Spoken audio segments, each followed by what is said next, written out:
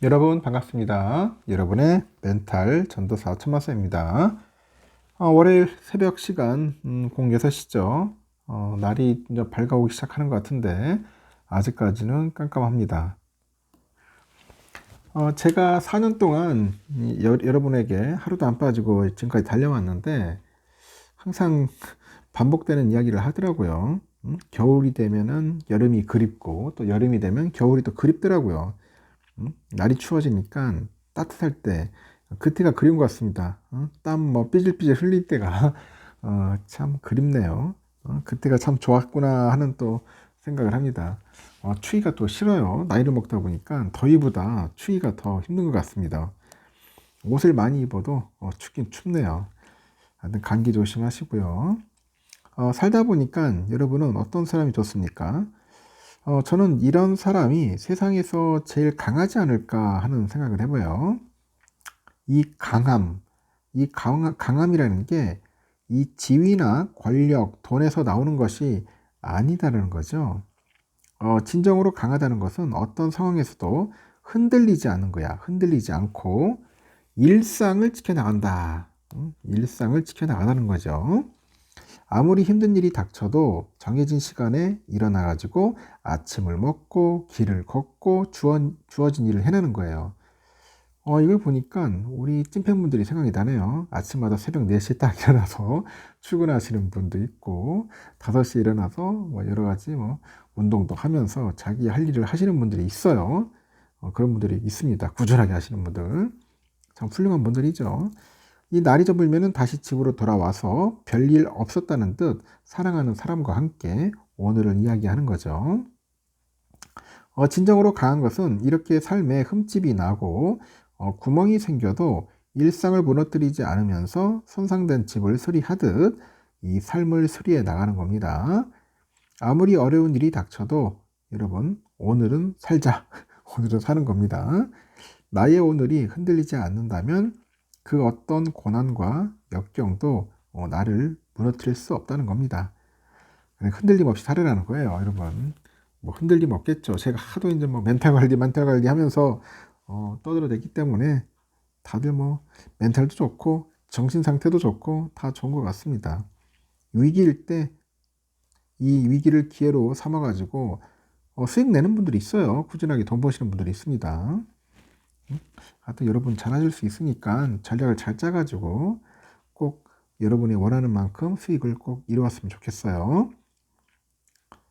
오늘 뉴스를 보니까 그 스위스 투자은행이죠. 스위스 투자은행의 그 아시아 최고 투자 책임자라는 사람이 있습니다.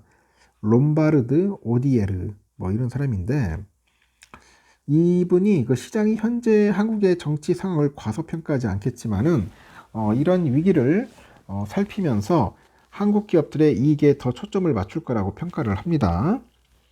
미국 경제 매체 CNBC가 그 CIO 아까 말한 것처럼 그 최고 투자 책임자 이 CIO가 지난 10일 인터뷰에서 한국의 정치적 불확실성이 내년 1분기께 최종 국면을 나타낼 것이 확실하다 이렇게 예상했고요. 우즈는 그 이번 사태가 장기 투자들한테 미칠 영향을 묻는 질문에 경제적 위기보다는 정치적 위기다 이렇게 봅니다. 시장 측면에서 코리아 디스카운트가 점점 더 심해질 수 있다면서도 그러나 분명히 한국 시장에서는 가치가 있고 우리 고객들은 이번 배경을 고려해서 역설적으로 한국 시장을 매우 진지하게 들여다보고 있다고 합니다. 정치적 불확실성에 따른 변동성은 매우 심각한 상황인데 동시에 AI 공급망으로서의 전반적인 한국의 가치는 높다고 평가를 하고 최근에 급격하게 성장한 AI 시장에 관련 반도체를 공급하는 삼성전자랑 하이닉스 등 그 밸류체인 참여 기업들에 대한 성장성을 높게 본다고 해요. 그리고 글로벌 투자들이 의미 있는 투자를 할 수 없게 하는 온갖 위축 요인들이 있겠지만은 동시에 투자를 늘리는 길도 분명히 있다. 그래서 AI 공급망에서 한국의 미래는 훼손되지 않았고 이를 믿는 중장기 투자자들에게 기회가 될 수 있다고 언급을 합니다. 제가 봐도 정치적인 위기다. 경제적인 위기가 아니었으면 좋겠고 빨리 정치가 좀 안정화될 수 있으면 참 좋겠네요. 그런 일이 오기를 저도 좀 학수고대하고 있다 그렇게 보시면 되겠습니다. 국내 대기업들이 이제 윤석열 대통령 탄핵안 가결 이후로 이제 상황을 주시를 하고 내년 경영 계획 수립에 돌입을 했어요. 트럼프 2기 행정부 출범을 좀 앞두고 있고요. 대내외 불확실성이 커진 만큼 경영 환경을 신중하게 살피는 모습입니다. 삼성, SK, 현대차, LG 등 국내 주요 기업들은 윤 대통령 탄핵안 가결 후에 전국 상황을 주시해가지고 거시경제 움직임하고 금융시장 그 동향에 촉각을 세우는 거죠. 재계에서는 지난 3일 밤에 비상계엄 선포 직후처럼 이 긴급회의를 소집하는 등의 긴박한 움직임은 없는 분위기고요. 이 탄핵안 가결이 어느 정도 예상 가능한 결과이기 때문이겠죠. 한 재계 관계자도 아직 비상회의 등의 소집은 없지만 경영진이 수시로 회의하는 만큼 이야기를 안 할 수는 없을 것이다 전합니다. 특히 탄핵 정국이 연말 내년 경영계획을 짜는 시기와 맞물려서 기업들은 더욱 면밀하게 경영 활동에 미칠 영향을 분석 중이죠. 삼성은 오늘 17일에서 19일 글로벌 전략 회의를 열어요. 국내외 임원급이 모여서 내년 사업 목표랑 영업 전략 등을 논의를 합니다. 현대차 그룹은 지난주 그 장재훈 현대차 사장과 이 송호성 기아 사장 주재로 글로벌 그 권역본부장 회의를 열었네요. 올해 사업 성과와 내년도 계획을 점검하는 것 같고, LG그룹도 지난 12일 구광모 회장 등 그 최고 경영진 사장단 협의회를 열어서 내년에 중점적으로 추진해 나갈 경영 과제를 논의했고요. 이렇게 기업들이 내년 경영 계획을 세우는 시기인데 시국이 불안정하다 보니까 영향을 받을 수밖에 없을 거라고 합니다. 외부 변수가 크기 때문에 투자를 과감히 하기보다는 보수적으로 접근할 것 같아요. 다소 위축될 수도 있는 거죠. 오는 17일에 우원식 국회의장 초청 그 경기단체 간담회가 국회에서 열려서 재계는 탄핵 정국 기업의 어려움을 알리고 입법 지원 등을 요청할 계획입니다. 이 간담회는 그 최태원 그 대한상공회의소 회장과 윤진식 한국무역협회 회장, 성경식 한국경영자 총협회 회장, 김기문 중소기업 중앙회장 등이 참석을 합니다.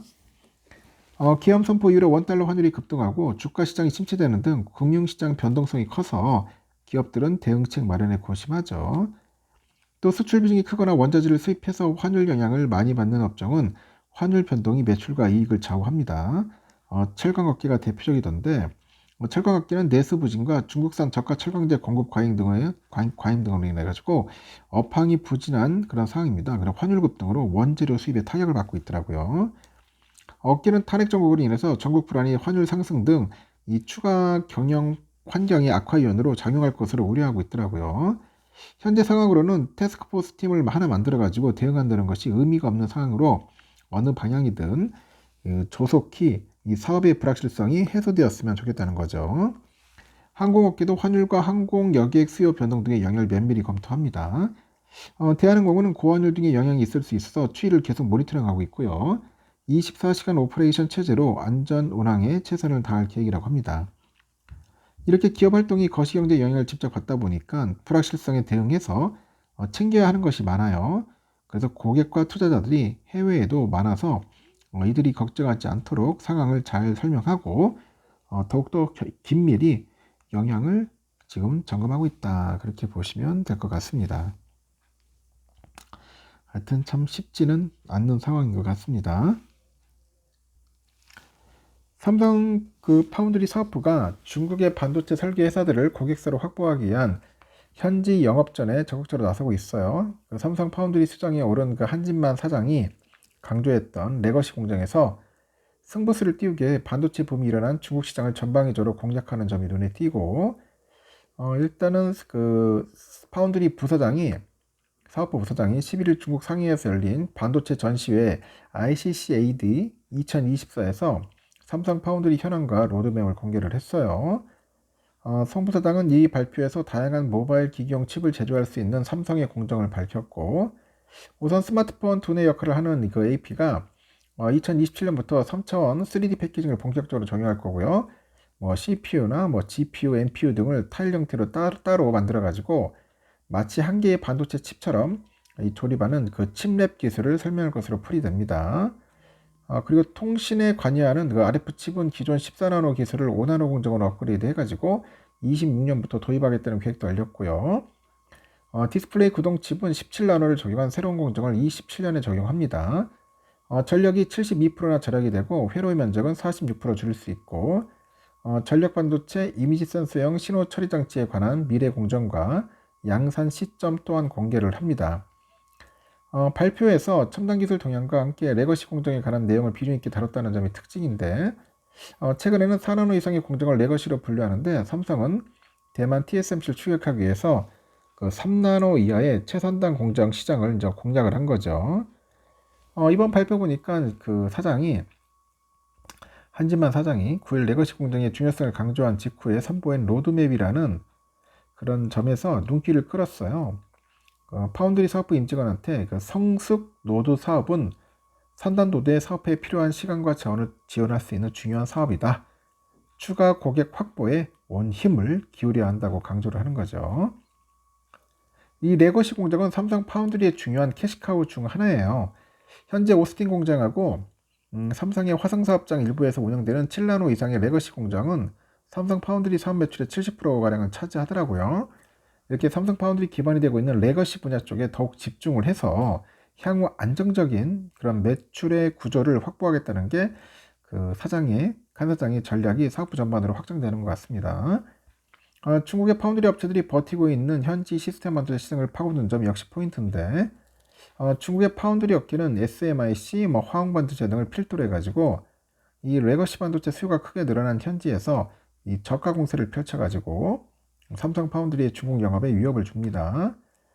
삼성의 10나노 공정으로 테슬라 자율주행 칩을 생산하는 등 레거시 공정에서도 강한 면모를 보이고 있다 하는데 이 중국의 다양한 시스템 반도체 업체들을 공략하면서 이 반등의 그런 기회를 노리는 전략을 구사할 것이다. 그렇게 이야기들을 하는 것 같습니다. 이번에 잘해가지고 4나노에서 승부수를 한번 제대로 띄웠으면 좋겠습니다. 여기까지 하겠습니다. 여러분 좋은 하루 보내시고요. 또 다음 시간에 또 뵙도록 하겠습니다.